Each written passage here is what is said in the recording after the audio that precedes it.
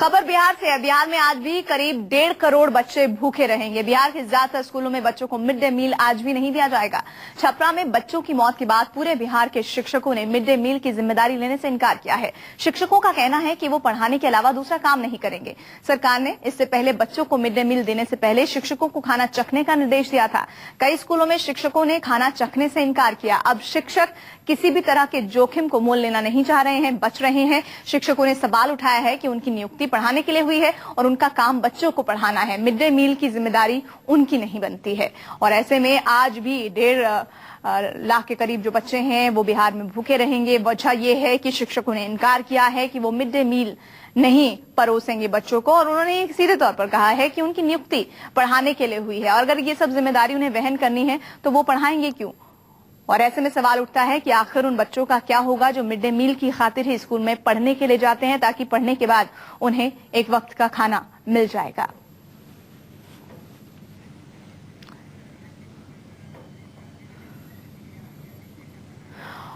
और जाहिर तौर पर हर मसले का राजनीतिकरण हो जाता है और इस तरह से शिक्षकों ने जैसे इनकार किया है, इसको लेकर भी राजनीति शुरू हो गई है। प्रतिक्रियाएं सामने आ रही हैं, आइए सुन लेते हैं वो प्रतिक्रियाएं। मिड डे मील का उसका जो राशन है उसको रखने की व्यवस्था ठीक नहीं है और इसके कारण से बच्चे केवल बिहार के अंदर ही बीमार नहीं हुए, चेन्नई के अंदर भी, मद्रास के अंदर भी बीमार हुए हैं, अन्य भी राज्यों के अंदर बच्चे बीमार हुए हैं। और मैं समझता हूं कि रख रखाव की व्यवस्था ठीक करनी चाहिए। लोगों का विश्वास हट गया है। केवल शिक्षकों ने ही नहीं खाना बनाने से मना किया है, लेकिन बच्चे भी अपने घरों से टिफिन लेकर आ रहे हैं। इस प्रकार का अविश्वास बिहार सरकार की ओर लोगों का, शिक्षकों का हो रहा है। तो परिस्थिति जो इस समय स्कूलों में बनी पड़ी है वो बहुत ही गंभीर है। स्कूल में रहने के लिए खास करके दलित बच्चे, आदिवासी बच्चे, लेकिन गरीब बच्चे ओवरऑल, उनको स्कूल में रखने के लिए ये एक बहुत इम्पोर्टेंट स्कीम होता है, योजना होता है और इसका कोई सोल्यूशन निकालना पड़ेगा।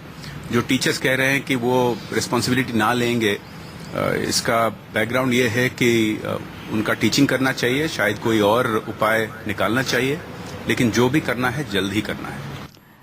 बिल्कुल, जो भी करना है वो जल्दी करना होगा, नहीं तो 1.5 करोड़ बच्चे इसी तरह भूखे रहेंगे रोजाना। हमारे साथ अमिताभ ओझा संवाददाता जुड़ रहे हैं। अमिताभ, शिक्षकों ने इनकार किया है मिड डे मील की जिम्मेदारी लेने से, अब प्रशासन के सामने क्या विकल्प बच रहे हैं?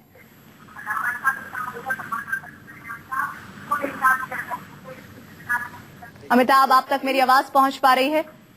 आप इसी देखिए, बिहार के करीब 7 लाख